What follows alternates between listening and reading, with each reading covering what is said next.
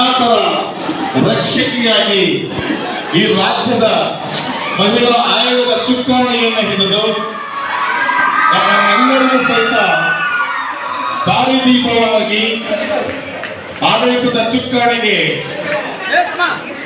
ಬಿಸಿ ಮುಟ್ಟಿಸುವ ಜವಾಬ್ದಾರಿಯನ್ನು ವಹಿಸಿಕೊಂಡು ಈ ನಾಡಿಗೆ ಅಕ್ಕ ಎಂದು ಪ್ರಸಿದ್ಧಿಯಾದ ಶ್ರೀ ನಾಗಲಕ್ಷ್ಮಿ ಚೌಧರಿ ಇದೊಂದು ವಿಶೇಷವಾದ, ಎಲ್ಲರೂ ದಯಮಾಡಿ ಕುಳಿತುಕೊಳ್ಳಿ. ಮತೇಶ್ ಚೇತಸಪ್ಪ ಪ್ಲೀಸ್ ಆಕ್ಸಿಡೆಂಟ್ಲಿ. ನಮಸ್ತೆ ವೀಕ್ಷಕರೇ, ಸ್ಮಾರ್ಟ್ ನ್ಯೂಸ್ ಕನ್ನಡ ಸುದ್ದಿವಾಹಿನಿಗೆ ಸ್ವಾಗತ. ದಾವಣಗೆರೆ ಜಿಲ್ಲೆ ಹರಿಹರ ತಾಲೂಕು ಕರ್ನಾಟಕ ದಲಿತ ಸಂಘರ್ಷ ಸಮಿತಿ ಹಾಗೂ ಸ್ಫೂರ್ತಿ ಚಾರಿಟೇಬಲ್ ಟ್ರಸ್ಟ್ ವತಿಯಿಂದ ಡಾಕ್ಟರ್ ಬಿಆರ್ ಅಂಬೇಡ್ಕರ್ ಅವರ 69ನೇ ಪರಿನಿಬ್ಬಣ ಕಾರ್ಯಕ್ರಮದ ಪ್ರಯುಕ್ತ ಉಚಿತ ಆರೋಗ್ಯ ತಪಾಸಣಾ ಶಿಬಿರವನ್ನು ಹಮ್ಮಿಕೊಳ್ಳಲಾಯಿತು. ಈ ಕಾರ್ಯಕ್ರಮದ ಉದ್ಘಾಟನೆಯನ್ನು ಡಾಕ್ಟರ್ ಶ್ರೀಮತಿ ನಾಗಲಕ್ಷ್ಮಿ ಚೌಧರಿ ಅವರು ಕಾರ್ಯಕ್ರಮವನ್ನು ಉದ್ಘಾಟಿಸಿದರು.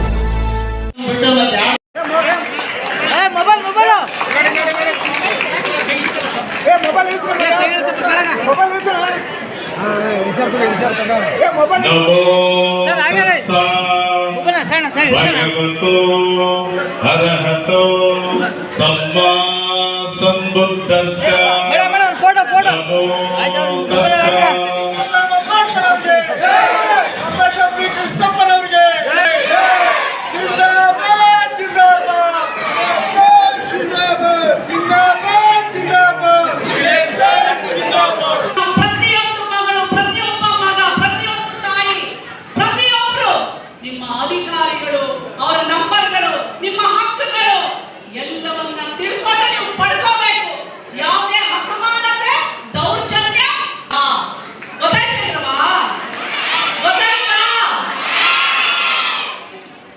ತಸ್ಸಾ. ಏನಪ್ಪ ನೋಡಿ, ಸೂಟ್ ಹಾಕೊಂಡಿದ್ದ, ಅದನ್ನ ನೋಡ್ಬಿಟ್ಟು ನನಗೊಂದು ಜ್ಞಾಪಕ ಬಂತು.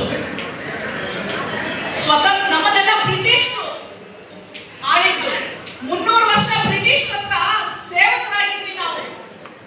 ಅವಾಗ 1946ರಲ್ಲಿ ವಿದೇಶದಿಂದ ಪತ್ರಕರ್ತರು ಬರ್ತಾರೆ, ಚಳುವಳಿ ಹೆಂಗ್ ನಡೀತಾ ಇದೆ, ಬ್ರಿಟಿಷ್ ಹೆಂಗ್ ಓಡಿಸ್ತಾ ಇದ್ದೀರಾ.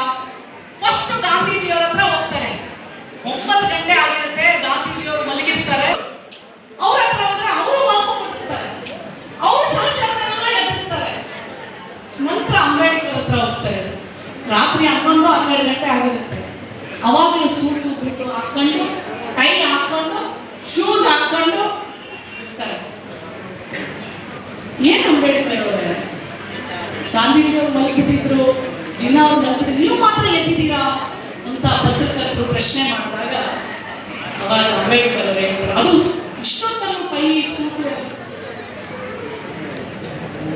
ಇದು ನನ್ನ ಗೌರವ, ನನಗೇನು ಇಲ್ಲ ಅಂತ ಹೇಳಿದ್ರು ಅದೇ ಹತ್ತು ಬಟ್ಟೆ ಹಾಕೋಕ್ಕಾಗುದಿಲ್ಲ. ನಾನು ವಿದ್ಯಾವಂತ, ನಾನು ಶಿಕ್ಷಿತ,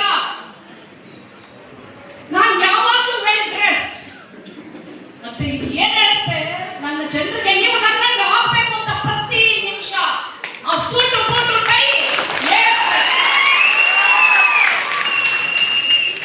ಗಾಂಧೀಜಿ ಅವರು ಮಲ್ಕೊಂಡು, ಹೌದು ಮಲ್ಕೊಳ್ತಾರೆ, ಯಾಕಂದ್ರೆ ಅವ್ರ ಸಹಚರನೆಲ್ಲ ಎದ್ದಿದ್ದಾರೆ.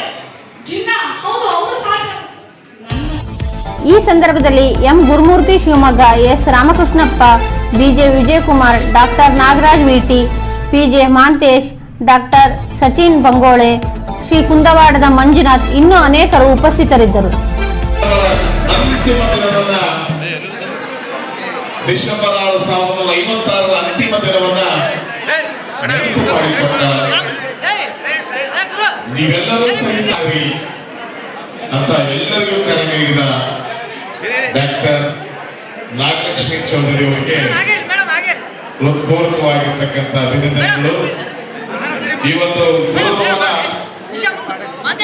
ಮುಂದಿನ ನಾವು ಡಾಕ್ಟರ್ ನಾಗರಾಜ್ ಇವರು ಹೇಳ್ತಾ ಇದ್ರು, ವಿನಯ್ ಕುಮಾರ್ ಅವರು ಮೇಡಮ್ ಅವರು ಭಾಗವಹಿಸೋದ್ರಿಂದ ಮುಂದಿನ ದಿನಗಳಲ್ಲಿ ಒಂದು ದೊಡ್ಡ ಛತ್ರನೇ ಬುಕ್ ಮಾಡ್ಬೇಕಂತ.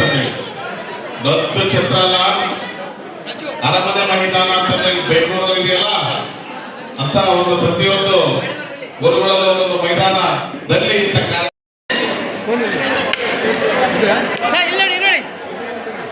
ವೇದಿಕೆ ಮೇಲಿರೋರು ದಯಮಾಡಿ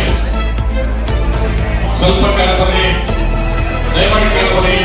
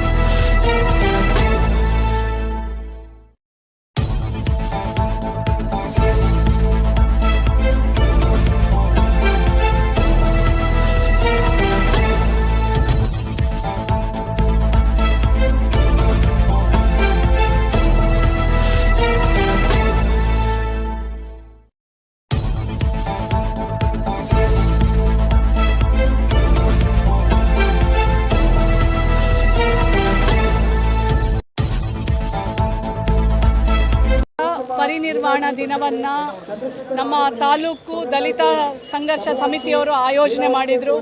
ನಮ್ಮ ಮಾಂತೇಶ್ ಯುವ ನಾಯಕನ ನೇತೃತ್ವದಲ್ಲಿ ಇವತ್ತು ಭಾಳಷ್ಟು ಜನ ನಮ್ಮ ತಾಲೂಕಿನ ಮತ್ತು ಹೊರಗಡೆ ತಾಲೂಕಿನಿಂದ ಸಹ ಈ ಕಾರ್ಯಕ್ರಮಕ್ಕೆ ಬಂದಿದ್ದರು.